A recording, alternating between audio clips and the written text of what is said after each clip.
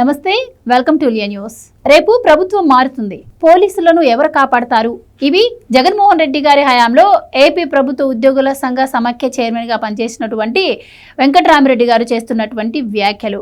గతంలో ఎలక్షన్స్ కి ముందు కూడా ఆయన వైసీపీకి అనుకూలంగా మాట్లాడారని, ఇప్పుడు కూడా ఉద్యోగుల సమస్యలు అంటూ ప్రెస్ మీట్ పెట్టి పోలీసులను కించపరుస్తూ ఆయన మాట్లాడినటువంటి మాటలు చూస్తుంటే మరి ఆంధ్రప్రదేశ్లో అయితే ఆయన వైఖరిపై ఇదే చర్చ నడుస్తోంది. మరి ఇలాంటి వ్యక్తులను ఏ విధంగా చూడొచ్చు? అలాగే ప్రతిదానికి వైసీపీ నాయకులు పోలీసులను టార్గెట్ చేస్తూ మాట్లాడడం ఎంతవరకు కరెక్ట్? ఇవన్నీ తెలుసుకుందాం. మనతో పాటు ఉన్నారు సీనియర్ జర్నలిస్ట్ సత్యమూర్తి గారు. నమస్కారం సార్. నమస్కారం అండి. సార్, మీరు కూడా చూసే ఉంటారు ఆ న్యూస్. వెంకటరామిరెడ్డి గారు పోలీసులను ఉద్దేశిస్తూ ఆయన చాలా కించపరుస్తూ మాట్లాడినటువంటి మాటలు. సో మీ ఉద్దేశం ఏంటి సార్ ఆయన చేస్తున్నటువంటి వ్యాఖ్యల పైన? ఎవరైనా సరే కొంచెం మనిషి పుట్టిన తర్వాత సిగ్గు, శరం, మానం, అభిమానం ఇటువంటి పదాలు కొన్ని ఉంటాయి అని చెప్పి వాటికి అర్థం తెలుసుకోవాలి. ఈ వెంకటరామరెడ్డికి ఇప్పుడు నేను చెప్పినవి ఏవి ఉన్నట్టుగా కనిపించట్లే, నాకైతే కనిపించట్లే. ఎందుకంటే ఎన్నిసార్లు అరెస్ట్ అయ్యాడో, పోలీసులు అరెస్ట్ చేసి తీసుకెళ్లారు.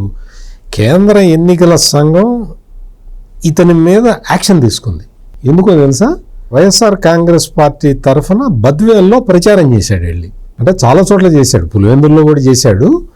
పులివెందుల్లో దొరకలా, బద్వేల్లో ఫోటోలకి దొరికాడు. చేస్తే ఈ ఎంప్లాయీస్ సచివాలయ సంఘానికి అధ్యక్షుడు ఏదో ఉండేవాడు. ఎంప్లాయీస్ జీవితాలన్నిటినీ జగన్ కాళ్ళ దగ్గర తాకట్టు పెట్టాడు కేవలం వ్యక్తిగత ప్రయోజనాల కోసం. ఈ వెంకటరామరెడ్డి భార్య వైఎస్ఆర్ కాంగ్రెస్ పార్టీ హైదరాబాద్ లో ఉంటుంది. ముషిరాబాద్ అసెంబ్లీ టికెట్ ఇచ్చాడు జగన్మోహన్ రెడ్డి. ఆమెకి టికెట్ ఇచ్చాడు, డబ్బులు ఇచ్చాడు, అన్ని ఇచ్చాడు అప్పట్లో, అంటే కంబైన్డ్ ఏపీలో ఉన్నప్పుడు. అంత క్లోజ్గా ఉన్నావు నువ్వు. నీ ఉద్యోగం మానేసి జగన్మోహన్ రెడ్డి పాదసేవ చేసుకో, పాద పూజ చేయి. రోజు పొద్దున్నే లేచి మంచి పూలతోటి జగన్మోహన్ రెడ్డి పాదాలు అభిషేకించుకో, కడుక్కో, ఆ నీళ్లు తాగు. ఎవరికి పట్టింది? కానీ నువ్వు ఏదో పంచాయతీరాజ్ డిపార్ట్మెంట్లోనో ఎందులో పని చేస్తావు. ఏ రోజు నా ఆఫీస్కి వెళ్ళావా? పని చేసావా? చెయ్యకుండా నువ్వు ఇక్కడ ఏం చేస్తున్నావు? రాజకీయాలు చేస్తున్నావు. రాజకీయాలు చేయటమే కాకుండా అత్యంత నీచమైన పనులు. ఆ సెక్రటేరియట్ ఒకసారి ఎప్పుడో ఆ సెక్రటేరియట్ ఏదో ఎలక్షన్స్ ఏవో జరిగితే ఓట్ల కోసం అని చెప్పి ఇతను ఒక పార్టీ అరేంజ్ చేశాడు, రేవ్ పార్టీ లాంటిది అరేంజ్ చేశాడు. పోలీసులు పట్టుకొని అరెస్ట్ చేశారు. కేంద్ర ఎన్నికల సంఘం డైరెక్షన్ ఇస్తే గవర్నమెంట్ సస్పెండ్ చేసింది, తీసేసింది ఉద్యోగుల నుంచి. మరి పోలీసులు చూస్తేనేమో మీరు ఎందుకు కాకి డ్రెస్ పచ్చ చొక్కాలు వేసుకొని తిరగవచ్చుగా అని చెప్పి వైసీపీ నాయకులు కమెంట్స్ చేస్తారు. మరి ఇలాంటి ఉద్యోగుల సంఘాల చైర్మన్లుగా ఉండి ఒక పార్టీ తరఫున అనుకూలంగా మాట్లాడడం ఎంతవరకు కరెక్ట్ అండి?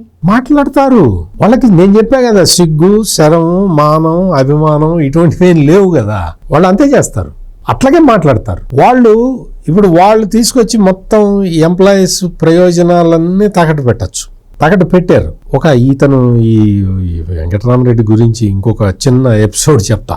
అప్పట్లో జగన్మోహన్ రెడ్డి విశాఖపట్నానికి మొత్తం నేను తరలించుకొని వెళ్తాను, సెక్రటేరియట్ మొత్తాన్ని తరలించుకొని వెళ్తానని చెప్పేవాడు, గుర్తుండే ఉంటుంది మీకు. ఎందుకు అంటే ఉత్తరాంధ్ర నుంచి పరిపాలన చేస్తే జగన్మోహన్ రెడ్డి మళ్ళీ గెలుస్తాడని. అప్పట్లో విశాఖ శారదాపీఠం ఒక ఆయన ఉండేవాడు. ఆయన ఇప్పుడు ఎక్కడున్నాడు? హిమాలయాల్లో ఎక్కడో తపస్సు చేసుకుంటున్నాడు.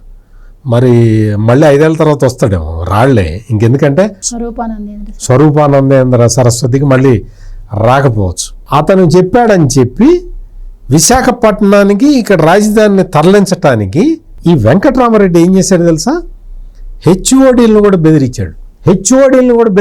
మీరు వెళ్లాల్సిందే, మాకు రిటర్న్గా ఆర్డర్ ఇస్తే మేము వెళ్తామండి అని హెచ్ఓడీలు అడిగారు. రిటర్న్గా మేము ఇవ్వము, ముందర మీరు వెళ్ళి వైజాగ్లో జాయిన్ కండి, ఆ తర్వాత మేము ఏం చేయాలో మేము ఆలోచిస్తామని బెదిరించాడు. అంటే ఎంప్లాయీస్ కూడా, నేను ఆంధ్రప్రదేశ్ మొత్తం ప్రభుత్వ ఉద్యోగులందరికీ కూడా చెప్తున్నా, ఇది ప్రభుత్వ ఉద్యోగులందరూ కూడా ఇప్పటికైనా కళ్ళు తెరవండి. ఈ వెంకటరామరెడ్డి మా నాయకుడు కాదు అని చెప్పండి. మొత్తం ఇతను మిమ్మల్ని తాకట్టు పెట్టాడు, మీ ప్రయోజనాలన్నీ తాకట్టు పెట్టాడు. జగన్మోహన్ రెడ్డి రాజకీయ ప్రయోజనాలు కాపాడటానికి శతవిధాల ప్రయత్నం చేశాడు. ఎందుకు? కేవలం వ్యక్తిగత స్వార్థంతో, కేవలం తన మతానికి సంబంధించిన వ్యక్తి అన్న ఉద్దేశంతో మీ జీవితాలని పణంగా పెడుతున్నాడు. సెక్రటేరియట్లోకి ఇతన్ని రానివద్దు. మీరు రండి, మీరు వచ్చి బయట డెమాన్స్ట్రేట్ చేయండి. ఇతను రావడానికి వీల్లేదు సెక్రటేరియట్లో అని. ఒకటి ఏదో ప్రభుత్వం ఏదో ఒక ఫంక్షన్ పెట్టి బలానా డిపార్ట్మెంట్ వాళ్ళు రావాలి అంటే ఆదివారం మేము రాము అని చెప్పి స్ట్రైక్ చేయించాడు ఈ వెంకటరామరెడ్డి. గవర్నమెంట్ కూడా తెలుసుకోవాలి ఈ విషయాలన్నీ కూడా.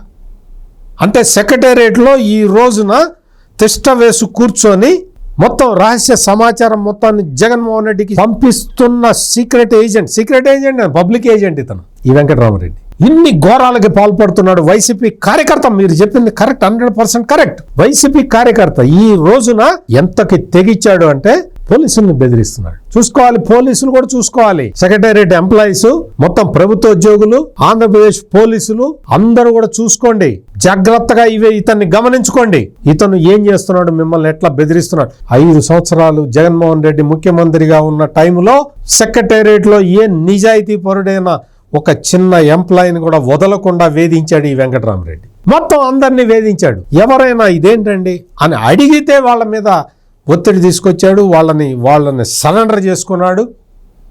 మొత్తం ప్రభుత్వ ఉద్యోగుల్ని బానిసల్లాగా చేసుకొని బతికాడు ఇతను. మొత్తం ఉద్యోగుల ప్రయోజనాలని పణంగా పెట్టాడు ఇతను. అప్పుడు కొన్ని కారణాల వల్ల, రాజకీయ కారణాల వల్ల రాష్ట్రంలో దుష్ట పాలన సాగుతున్నది కాబట్టి మీరెవ్వరూ ఏమీ చేయలేకపోయారు ఇతన్ని.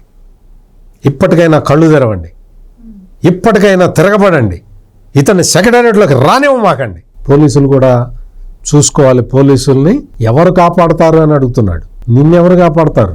ఈ ప్రశ్న పోలీసులు వేయండి ప్రతిదీ. అంటే నేను ఎందుకు ఇంత ఇదిగా చెప్తున్నాను అంటే మొత్తం ప్రభుత్వానిదే కాదు బాధ్యత. ప్రభుత్వం ఏదన్నా కేసు పెట్టి ఏదన్నా అరెస్ట్ చేయటం, ఎలక్షన్ కమిషన్ పెడితే సస్పెండ్ చేశారు కదా, ఇంకా అంతకన్నా ఏం చేస్తారు? మనకి సిగ్గుండాలి. సస్పెండ్ అయినా సిగ్గు లేకుండా మళ్ళీ మనం వస్తాము, మళ్ళీ మనం రాజకీయం చేసుకుంటాం, మళ్ళీ మనం పోలీసుల్ని బెదిరిస్తాం, మళ్ళీ మన కొలీగ్స్ని బెదిరిస్తాము అంటే కొలీగ్స్, ఎంప్లాయీస్, పోలీసులు అందరూ తిరుగుబాటు చేయాలి ఇతని మీద. This is the right time. అయితే సార్, గతంలో జగన్మోహన్ రెడ్డి గారు సీఎంగా ఉన్నప్పుడు ఏఏజీగా పనిచేసినటువంటి పొన్నవోలు కూడా ఒక వైసీపీ తరపున మాట్లాడేవాడు కార్యకర్త లాగాని అనుకునేవాళ్ళం. కట్ చేస్తే ఆయనకి తర్వాత ఒక పోస్ట్ కూడా వచ్చింది వైసీపీలో. ఇప్పుడు చూస్తే ఈ వెంకటరామరెడ్డి గారు కూడా మరి జగన్మోహన్ రెడ్డి గారి హయాంలో ఉద్యోగుల గురించి మాట్లాడలేదు అంటే వాళ్ళు ఎన్ని అవస్థలు పడ్డారో ఎలక్షన్ టైంలోనే మనకి ఉద్యోగుల నుంచి వచ్చినటువంటి ఆ పాజిటివ్ రెస్పాన్స్ కూటమి ప్రభుత్వానికి మనం చూసాము. అంటే వాళ్ళు ఏ విధంగా అవస్థలు పడ్డారో తెలుసు. సిపిఎస్ రద్దు చేస్తామని, పిఆర్సీ అమలు చేస్తామని, వాళ్ళ పిఎఫ్ అకౌంట్స్ కూడా వాడుకున్నటువంటి పరిస్థితి. అలాంటిది అప్పుడు వాళ్ళ ప్రయోజనాలను మీరన్నట్టు తాకట్టు పెట్టి ఇప్పుడు వచ్చి వాళ్ళ సమస్యలంటూ మాట్లాడటం, మరి ఈయన కూడా అంటే ఈయన వ్యక్తిగత ప్రయోజనాల కోసం వాళ్ళని తాకట్టు పెట్టినట్టే అవుతుంది కదా సార్. ఖచ్చితంగా వ్యక్తులు ఇప్పుడు వచ్చి అసలు పోలీసుల గురించి ప్రతి ఒక్కరు కూడా పోలీసుల గురించి మాట్లాడడం, ఎంత భావ ప్రకటన స్వేచ్ఛ అయినా కూడా పోలీసులను కించపరుస్తూ మాట్లాడే హక్కు కూడా ఉంటుందంటారా? ఇలాంటి వాళ్ళకి మరి ప్రభుత్వం ఏ విధంగా బుద్ధి చెప్పాలంటారా? నేను అది చెప్తున్నా. ప్రభుత్వం చేయాల్సిన పని ప్రభుత్వం చేస్తుంది. నేను అందులో నాకు ఎటువంటి డౌటు, సందేహం లేదు. నేను అనే పాయింట్ ఏంటి అంటే ఇటువంటి బ్యాడ్ క్యారెక్టర్డ్ ఫెలోస్ని సంఘం బహిష్కరించాలి. నువ్వు కులం కారణంగాను, నువ్వు మతం కారణంగాను ఇటువంటి వాళ్ళు ఏం చేస్తారంటే వాళ్ళ కులం వాళ్ళ దగ్గరికి వెళ్ళి మన కులం అంతా ఒక కులం అని చెప్తారు. వాళ్ళు ప్రాక్టీస్ చేసే మతం పేరు మార్చుకోరు. పేరు అదే అగ్రకులం పేరే ఉంటుంది, హిందువుల పేరే ఉంటుంది. ఆ మతాన్ని చెప్తారు, మనందరం ఒక మతానికి సంబంధించిన వాళ్ళం అని చెప్పి వాళ్ళందరినీ సమీకరించుకుంటారు. ఫాలో అయ్యేవాళ్ళు మన మతం వాడని కొంతమంది ఫాలో అవుతారు, మన కులం వాడని కొంతమంది. కులం ఉన్నప్పుడు మరి మతం ఎట్లుంటుంది? హిందూ పేరున్న కులం వాడికి మతం ఎట్లా ఉంటుంది? అంటే ఇవన్నీ ఆవేశంలో ఇవన్నీ ఆలోచించరు అన్నమాట. అతను తన స్వార్థ ప్రయోజనాల కోసం ఈ విధంగా చేస్తున్నాడు. మీరు ఇంకా పిఆర్సీ దాకా పోయారు. 1వ తారీఖు జీతమే ఇవ్వలేదు కదా. జీతం ఇవ్వకపోతే మా జీతం ఇవ్వలేదని ఎవరైనా అడిగితే జీతం ఇచ్చేది ఏందో ఆయన బెదిరించాడు ఇతను. అందుకని ఎంప్లాయీస్ అందరూ కూడా జాగ్రత్తగా ఉండాలి. నేను అంటే ఇంత ఎలాబొరేట్గా చెప్తున్న కారణం ఏంటి అంటే ఎంప్లాయీస్లో కూడా చైతన్యం రావాలి. వాళ్ళ కులాలకి మతాలకి అతీతంగా వాళ్ళు ఆలోచించాలి. వాళ్ళ ప్రయోజనాలని ఎవరు కాపాడగలుగుతారు అన్నది ఆలోచించుకోవాలి. Point number 1. పాయింట్ నెంబర్ 2 ఏంటంటే పోలీసులు కూడా ప్రతివాడు జగన్మోహన్ రెడ్డి దగ్గర నుంచి వెంకటరామరెడ్డి వరకు అందరు మిమ్మల్ని బెదిరిస్తూ ఉంటే మీరు కూడా అట్లా ఉండద్దు. దయచేసి పోలీసులు కూడా ప్రోయాక్టివ్గా ఉండాలి. ఇటువంటి ముఖ్యమంత్రి చంద్రబాబు నాయుడు ఏం చెప్తున్నాడు? రాజకీయ ముసుగు వేసుకొచ్చిన గుండాలని నేను వదలను అని చెప్తున్నాడు. వదలమాకండి, మీరు కూడా వదలమాకండి, పోలీసులు కూడా వదలమాకండి. ఇదంతా రాజకీయ ముసుగు తొడుక్కొని వస్తున్న ఈ సంఘ విద్రోహుల్ని పోలీసులు కూడా వాళ్ళ శక్తి మేరకు వాళ్ళకి సాధ్యమైనంత వరకు అదుపు చేయాలి. వీళ్ళు ఇట్లా మాట్లాడకుండా బుద్ధి చెప్పాల్సిన బాధ్యత పోలీసుల మీద కూడా ఉంటుంది, సొసైటీ యాజ్ ఎ హోల్ ఉంటుంది. ఇది చెప్పేది. అందుకని ఈ వెంకటరామరెడ్డి లాంటి వాళ్ళని, గోముఖ వ్యాఘ్రాలని గుర్తించండి. మీరు సమాజం బహిష్కరిస్తే ప్రభుత్వానికి కూడా చర్యలు తీసుకోవడానికి ఈజీ అవుతుంది. అప్పుడు సమాజం కట్టుబాట్లలో ఉంటుంది అనేది నా ఉద్దేశం. Right sir, thank you so much. నమస్కారం అండి. Please subscribe to Leo news for more videos.